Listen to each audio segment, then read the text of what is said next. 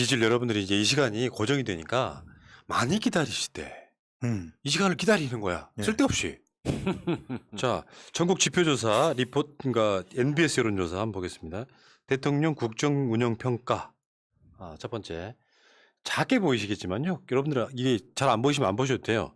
대통령 긍정평가 46, 부정평가 50. 46%가 어마어마해요, 진짜. 지금 여러분들 그 위에 있는 그래프에서 이 자세히 보시면은 그 엄청나게 부정평가는 많이 벌어졌다가 지금 거의 다 좁혀버렸잖아요. 네. 문제는 임기 말로 가고 있다는 거야. 그렇죠. 그럼에도 불구하고 문 대통령이 지금 그 자리 유지하고 있다 이런 말씀드리고. 자, 두 번째. 대선 후보 적합도 이건 다자 대결이에요. 네. 다 집어넣고 이게 전화 면접이기 때문에 보기가 따로 없어요. 누구를 지지하십니까? 예를 들면 그 뒤에 문항이 어떻게 되어 있냐면은 선생님께서는 다음 인물들 중 차기 대통령급으로 누가 가장 적합하다고 생각하십니까?라고 그냥 이렇게 물어봐요.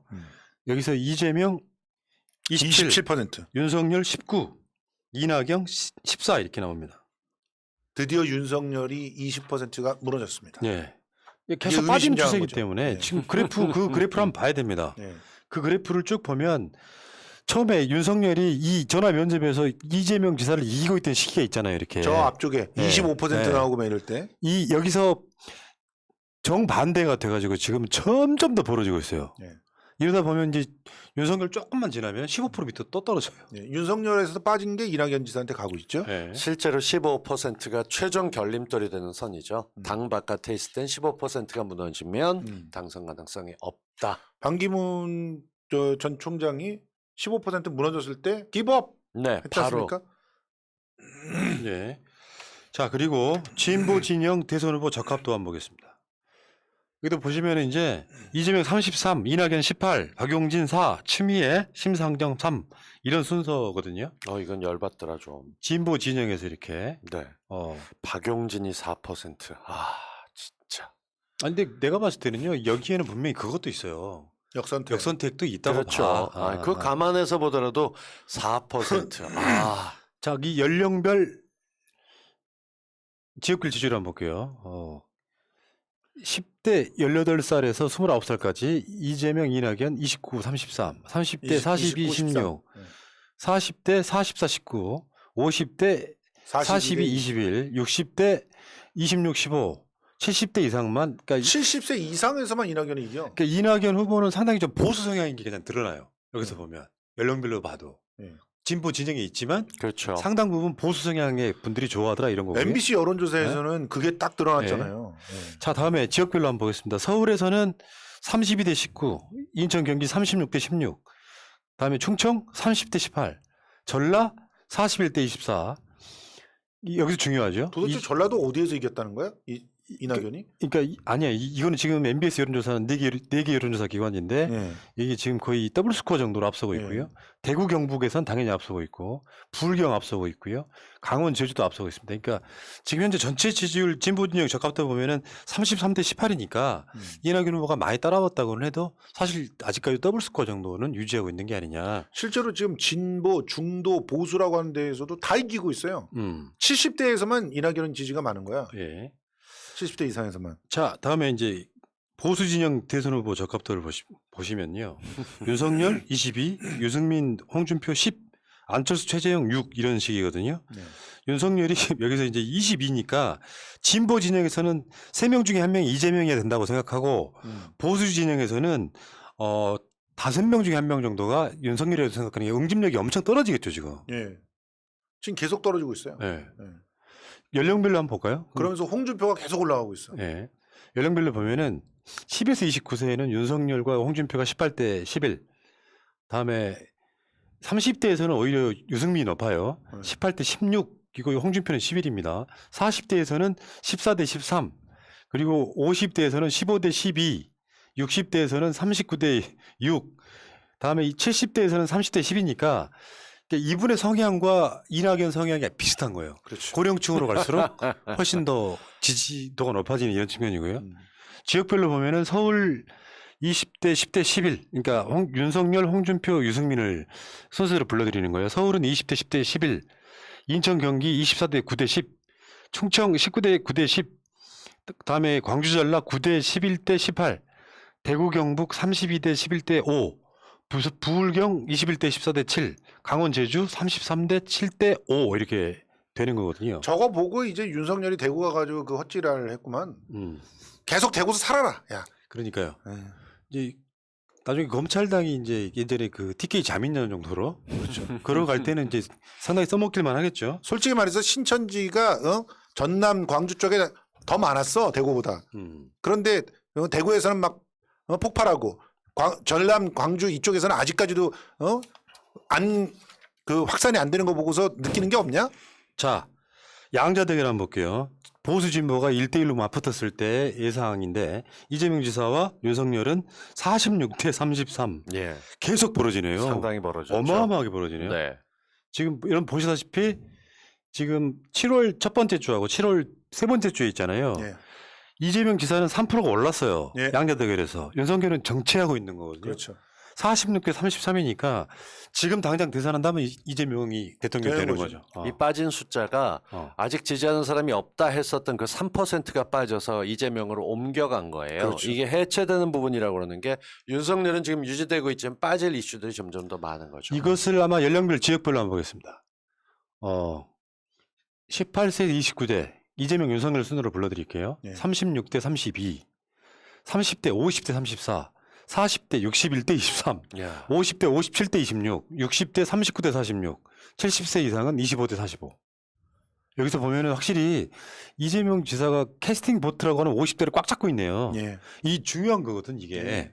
다음에 지역별로 보면은 서울 48대 32, 인천 경기 47대 37, 대전 세종 충청 44대 31, 광주 전라 68대 11, 대구 경북 29대 46, 부울경 41대 36, 강원 제주 42대 35. 여기서 이제 저쪽 세력들이 있잖아요. 예. 호남에서 10%가 넘으면 대선 확률이 높다고 지금 그래서 광주 가고 막 그랬잖아. 예. 근데 문제는 이재명 지사가 대구 경북 출신이기 때문에 예. 그만큼 뺏어오면 그보다 더 많이 잃어요. 더 많이 뺏어. 그런 구도에 있단 말이에요. 훨씬 더 그쪽에 지역이 제가 더 옛날에 많으니까. 그 몇 년 전에 우리 방송에서 영패주의를 비판한 적이 있었는데 실제로는 그런 느낌이라는 게 많이 사라지긴 했지만 이재명 지사가 갖는 그 포지션은 굉장히 중요한 포지션 중에 하나가 돼버렸죠. 호남 분들 입장에서 보면 좀 서운한 측면이 있을 수 그럼요. 있다고 생각이 그렇죠. 들고. 자, 다음에 이낙연 이낙연 대 대 윤석열입니다. 여기서 윤석열은 이재명이 아니고 이낙연으로 바뀌면 윤석열은 1% 올라요. 34%고 예. 이낙연 후보는 42. 아까 이재명은 46이었죠. 예. 그러니까 지금 윤석열하고 양자대립 했을 경우에 이재명 지사가 이낙연 후보보다 경쟁력이 한참 높다 이렇게 그렇죠. 보시면 되겠네요. 뭐랄까 불안한 후보다 이런 거는 좀 안 통하는 그런 이슈가 아닐까 싶고요. 자, 다음에 정당 지지도 한번 보겠습니다. 정당 지지도가 지금 그 국민의힘이 계속적으로 알고 있어요. 예, 더불어민주당 33, 국민의힘 28 이렇게 돼 있는데요. 예. 여기 보면 그 아까 말씀하신 MBC 여론조사는 더 예. 벌어졌어요. 더 벌어졌죠. 그러니까 3월달 보궐선거 참패에 이제 늪에서 빠져나왔다 예. 이렇게 보시면 될 것 같습니다. 이렇게 되면 이제 추세라는 게 있으니까 예. 우리가 4월달에서 벗어나기가 벌써 한 3개월 이상 걸린 거잖아요. 지금 현재 윤석열 지지율 빠지면서 국민의힘 지지율도 같이 빠지는 예. 그러니까 정권 교체 기대치가 막 떨어지는 그런 그렇죠. 순간이라고 보시면 돼요. 여기에 이제 소상공인 자영업자 영업 손실 보상이 대거 확보돼서 풀리고 그리고 전 국민 재난지원금이 함께 풀린다. 그러면 완전히 더블 스코어 차이 납니다. 예. 빨리 그거 관철시켜야 돼요. 홍남기 주저앉혀가지고. 지금 정당 지지도 아까 추세 한 번만 다시 보여주세요. 그 추세에 보면은 정당 지지도 아까 좀 전에 봤던 거 네. 이걸 다시 보면은 그래프를 한번 보시면요. 크게 보여주세요. 계속해서 지금 그 4월 달에 완전히 뒤집혔다가 다시 민주당이 앞서가고 있는 네. 그 정권 교체를 안 당하는 분위기로 가고 있습니다. 맞습니다. 대통령 지지율 45% 넘었죠. 정당 지지율을 앞질렀죠. 대선 주자까지 3일째로 지금 정권 교체를 딱 막고 있다 이렇게 보시면 되겠네요. 근데 솔직히 말해서 이전에 그 잠깐 뒤집혔던 게 언론이 만들어낸 거예요. 언론들이 그냥 억지로 그냥 집중 포화를 해가지고 잠깐 동안 속인 거야. 그렇지만 언제든 그렇게 잠깐 동안 속였던 것은 속을 드러내는 수밖에 없고. 그러니까 그래서- 민주당이 잘 못했다고 구박을 받고 있는 네. 와중에 이 야당이 정신 차리고 국민의당과 국민의힘당이 서로 합치는 것처럼 얘기하고 네. 단일화 과정에서 후보를 내고 이런 것들이 유권자들 보기엔 뭐가 되는 것처럼 보이는데 석 달이 지나고 났는데 아무것도 안 됐잖아. 합쳐지기는커녕 여전히 윤석열은 바깥에 있고 그리고 어떻게 될 건지 합쳐지는 당은 발전도 없고 이런 모든 쪽에서 아유 그렇지 얘들이 정권 뺏긴다 했는데 이게 슬슬 살아날 수밖에 없는 솔직히 거예요. 제가 그때 예언했죠. 두 당은 절대 합칠 수 없다고. 어? 이게 지금 MBS 여론조사는요. 거짓말을 한 거 아니에요? 7월 19일부터 21일까지 김경수 지사가 대법원 유죄 확정 판결 받은 게 반영된 여론조사고요. 예. 지금 전국 만 18세 이상 남녀 1,003명을 대상으로 한 여론조사였고요. 예. 응답률은 31.5%. 야, 엄청나게 올라가고 엄청 있죠. 올라가고 있어요. 95% 신뢰 수준에서 플러스 마이너스 3.1포인트. 이게 지금 선거 방송에서는 필수로. 무조건 이걸 이야기해 줘야 됩니다. 그럼요. 이 조사기관은 엠브레인 퍼블릭, 다음에 케이스텐 리서치, 코리아 리서치, 한국 리서치 4개 여론조사 기관이 지금 합동으로 매주 여론조사하고 있습니다. 사실 유튜브는 방송도 아닌 걸로 인정해서 음. 선거법에서도 방송하고 상관없다라고 얘기를 해놨는데 이 또 통계 관련됐을 때는 이것도 읽어주게 돼 있으니까 이것도 참 그러니까요. 애매하죠. 그리고 재미있는 여론조사 하나 제가 소개해 드릴게요. 아까 말씀드린 MBC 여론조사는 이미 방송으로 소개를 해드렸고 제주도에서 있었던 여론조사인데 예. 이유가 있어요. 제주도가 대한민국에서 가장 중립 지역입니다. 실제로 제주도 여론조사가 굉장히 중요하게 작동을 해요. 예. 제주도 기자협회가 제주도민 1,010명을 대상으로 한 대선 여론조사에서 다자 대결이 있긴 합니다만 보십시오. 이재명 25, 윤석열 16.7, 이낙연 15, 원희룡 7.8. 야, 야, 지역 어드밴티지가 저렇게 크게 전혀 없네요, 작용하는군요. 전혀. 아니, 그러니까 사실은 제주도에서 원희룡은 한 2등 정도는 해야 돼요. 저기요. 그 경기도에서 이거 하잖아요. 음. 경기도 71% 나와요, 이재명이. 그럼 그렇게 나오겠죠. 그러니까 그게 이제 지역 어드밴테이지라고 할 수 있는 건데 지금 지금 원희룡 같은 경우는 지역에서 그 도정 지지율이 최하예요, 최하. 지금 이번에 결국 제2공항 무산됐잖아요. 그래놓고 책임도 안 져, 지금도. 그 뭐라고 하는 줄 알아? 남 얘기처럼 유체이탈해가지고 안타깝다. 환경부의 결정이 안타깝다.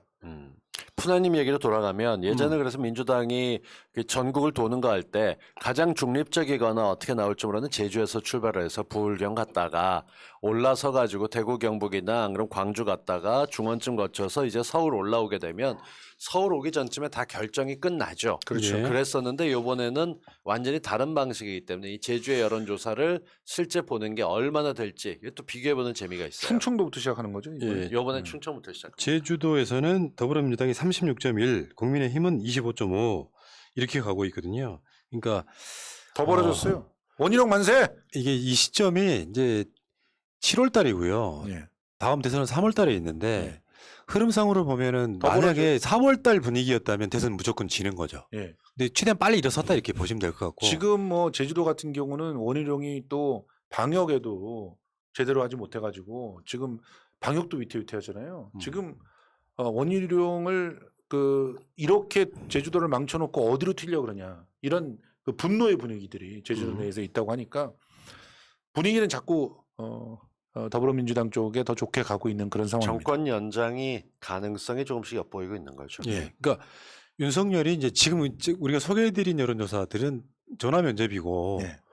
근데 자동응답 ARS, 소위 보수 야당이 잘 나온다는 ARS에서도 윤석열이 계속 떨어지고 있으니까 구심점 하나가 무너지니까 지금 추풍 낙엽처럼 밀려가는 그런 분위기예요. 아니, 생각을 그렇다고 윤석열을 대신할 대타도 마땅하게 없는 상황이에요. 그렇죠. 대타가 생각을 해봐요. 그 일주일에 120시간 일하고 쉬면 된다는 그런 사람을 어떻게 지지할 수가 있겠어? 쪽팔려서. 그러니까 샤이들이 더 많이 생기는 거고 이 샤이들이 갈 곳이 없어. 최재형도 가면은 빠마하고 머리에 핀 꽂고 있는 걸로 지금 뭐 선거를 해보겠다고 하는데 야, 이 사람은 진짜 선거를 갖다가 굉장히 낭만적으로 생각하는 것 같아. 그냥 관종이에요. 감사원장이 아니라 관종원장이었던 거야. 그러니까 심각하게 그 관종기를 드러낸 걸 보면서 정말 대단하다. 윤석열이 만에 하나 몰락한다고 치죠.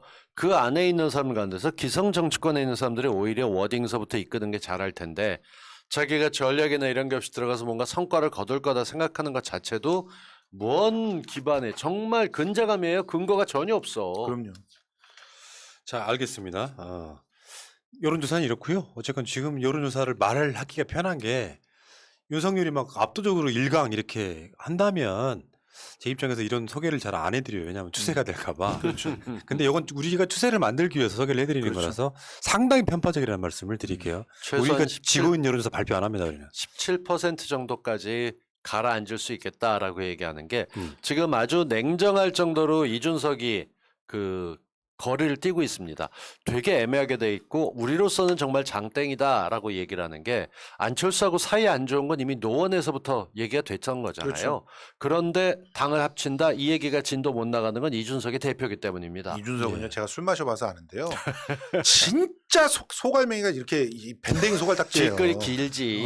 뒷글이 긴 정도가 아니야. 그리고 윤석열한테 계륵이랬다가 춘천 닭갈비랬다가 뭐 비빔밥에 당근이랬다 당근 없으면 자기는 밥 안 먹는다든가 이런 소리를 하면서 끊임없이 나이도 한참이나 그 흔히 그쪽에서 그런 어린 놈의 새끼가 이렇게 얘기해도 이상이 없는 저보다도 나이 많으신 윤석열 옹께서 이준석을 보고 아니 누가 누굴 보고 당근이라고 뭐라 그러고 떠드냐 이러고 소리를 하는 거죠. 결국 이러다 보면 뒷담화 엄청 하고 그러니까 뒤에서 저격하는 스타일이라서 그 사람들의 네. 뭔가 좋은 게 있어도 끌고 나가는데 이준석의 말에 전부 진심으로 보이는 게 송영길 대표하고는 서로 좋게 좋게 얘기하거든요. 할 네. 것도 좀 참아가면서 이게 영향력이 있기 때문인데 지금 같은 경우는 이준석이 윤석열을 높여주지 않습니다. 들어와. 그래서 8월에 같이 가. 이 얘기만 끊임없이 하고 있고 마지막으로 나왔던 게 안철수처럼 불안하다라는 말이 나왔어요. 그 안철수가 제대로 못했던 거 깎아먹는 것처럼 큰 정치 새 정치 얘기하면서 공격 모드로 들어갔기 때문에 이 공격이 적어도 1, 2%는 더 뺄 수 있지 않을까 싶습니다. 예. 다음 주에. 저는 이런 지점 이야기 한번 드리고 싶은 게 이준석의 컨벤션 효과 역대 없었던 당대표가 뽑혔지만 네. 한 달 정도로 끝이 나버렸고 지금은 이제 컨벤션이 아니라 완전히 리스크 덩어리가 돼 있죠. 그리고 보궐선거도 너무 좋아. 3개월 만에 완전히 끝났고 네. 윤석열은 나오자마자 장모 유죄되고 막 극우 포지션에 있다가 막 세금 왜 걷어 막 이딴 소리를 하고 자빠졌고 막 그러다 보니까 결국에는 부끄러워서 이제 그러면 차라리 캐스팅 보트 역할을 하시는 보수의 어르신들이 저는 그래서 그 표가 에이 그래도 난 이재명 싫다 이낙연 찍겠다라고 가는 그 표가 일부가 있는 거예요. 그렇죠. 여러분 표를 보시면 그런 거죠. 그러니까 이낙연이 안 되고 이재명이 되면 안 찍겠다고 하는 표가 더 많은 이유가 그 이재명보다는 이낙연이 낫다고 생각하시는 어르신들이 이재명한테 표가 안 가는 그런 형태가 아닌가라고 살짝 분석을 해본 측면도 있죠. 저 개인적으로는 이준석에 정말 감사하는 게 이 선거가 났을 때 선거 분위기를 못 읽는 정부 부처가 뻘짓할 수가 있고 그 위험 순위가 가장 높았던 것 중에 하나가 여성부예요. 남자들 적으로 돌리는 메시지를 또 내놓게 되면 근데 본인 법 없어진다라는 얘기를 대놓고 얘기를 하다 보니까 통일부는 뒤에 가서 붙은 거고 여가부는 긴장 바짝 했죠. 가장 최근에 나온 메시지 보게 되면 그동안 메갈이나 뭐 이런 쪽으로 극단적인 페미니즘 예찬론으로 갔던 분위기가 바뀌었어요. 포용적으로 성이 중요한 게 아니라 남성 모두 다 살 수 있게 여성까지 같이 잘 살 수 있게 노력하겠다라는 메시지가 바뀌면서 우리 대선에 나갈 수 있는 위험 요소 중에 하나를 이준석의 발언으로 껐다는 점에서 저는 환영합니다. 감사합니다. 예. 안 된다니까. 이준석이 지금 그러니까 완전 자기 정치로 돌아섰어요. 제가 보기엔. 그러니까 자기 것만 챙기고 있는 거야 당 대표가. 엑스맨이야. 좋아. 예. 지금 휴가 갈 때도 뭐 택시 가가지고 뭐 배우겠다 이지랄하고 그리고 이 송영길하고 그렇게 토론을 해가지고 보니까 알맹이들은 다 송영길이 땄어. 투박하지만. 근데 이준석은 길을 쓰고 어떻게든 송영길을 갖다 몰아세우는 그 모습을 갖다 연출하는 거에 아주 혈안이 돼 있더라고. 그러니까 지금 나는 오히려 지금 선거는 이재명, 이낙연 양강으로 가는 게 더 이득이에요. 지금부터는. 오히려. 거기 네거티브는 없단 말이에요. 자, 어쨌든 여론조사 고정 코너죠. 네. 소개해드렸고요.